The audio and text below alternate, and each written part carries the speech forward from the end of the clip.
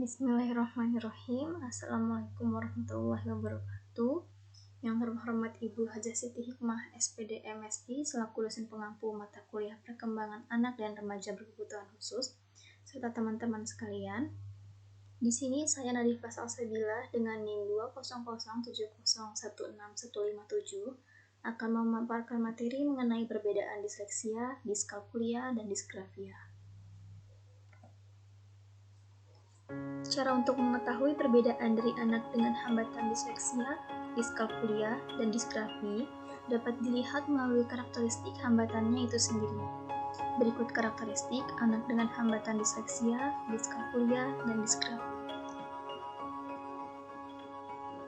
Yang pertama ada karakteristik disleksia.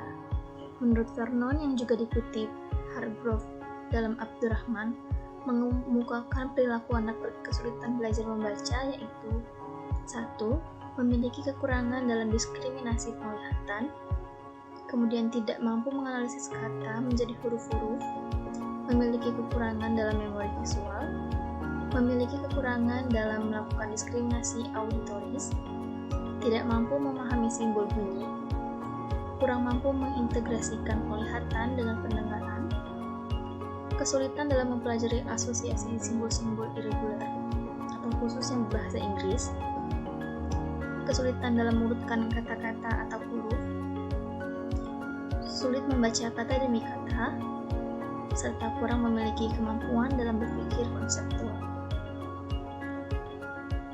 Kemudian ada karakteristik dari diskalkulia. Yang pertama ada gangguan hubungan keruangan. Konsep hubungan keruangan seperti depan belakang, puncak dasar, atas bawah, tinggi rendah, awal akhir, dan jauh dekat umumnya dikuasai oleh anak pada saat mereka belum masuk SD. Namun seiring berjalannya waktu, terdapat gangguan dalam memahami konsep keruangan tersebut. Kemudian ada abnormalitas persepsi visual. Anak yang mengalami keabnormalitas persepsi visual akan mengalami kesulitan bila mereka diminta untuk menjumlahkan dua kelompok benda yang masing-masing terdiri dari 5 dan 4 anggota. Kemudian yang ketiga ada asosiasi visual motor.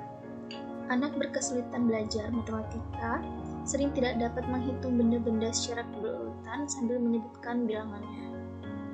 Kemudian yang keempat ada perseverasi.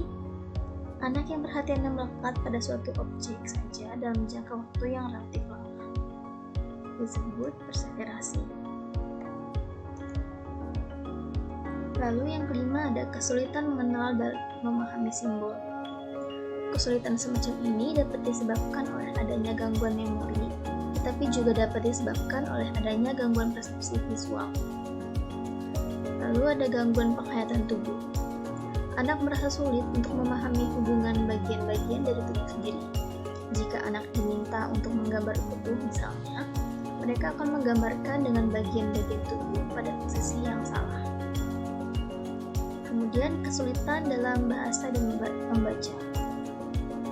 Anak yang mengalami kesulitan membaca akan mengalami kesulitan pula dalam memecahkan soal matematika yang berbentuk cerita tertulis. Dan yang terakhir ada performance IQ yang jauh lebih rendah daripada skor verbal IQ. Rendahnya skor IQ pada anak kesulitan belajar matematika tampaknya terkait dengan kesulitan memahami konsep ruangan, gangguan persepsi visual, adanya gangguan asosiasi visual motor. Yang ketiga ada karakteristik dari disgrafia.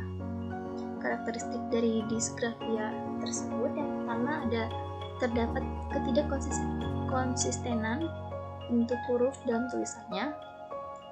Kedua, saat menulis penggunaan huruf besar dan huruf kecil masih tercampur. Yang ketiga, ukuran dan bentuk huruf dalam tulisannya tidak proporsional. Keempat, anak tampak harus berusaha keras saat mengkomunikasikan suatu ide, pengetahuan, atau pemahamannya lewat tulisan. Yang kelima, sulit memegang ballpoint maupun pensil dengan mantap. Caranya memegang alat tulis seringkali terlalu dekat, bahkan hampir menempel dengan kertas. Keenam, berbicara pada diri sendiri ketika sedang menulis atau malah terlalu memperhatikan tangan yang dipakai untuk menulis. Yang ketujuh, cara menulis tidak konsisten, tidak mengikuti alur garis yang tepat dan proporsional.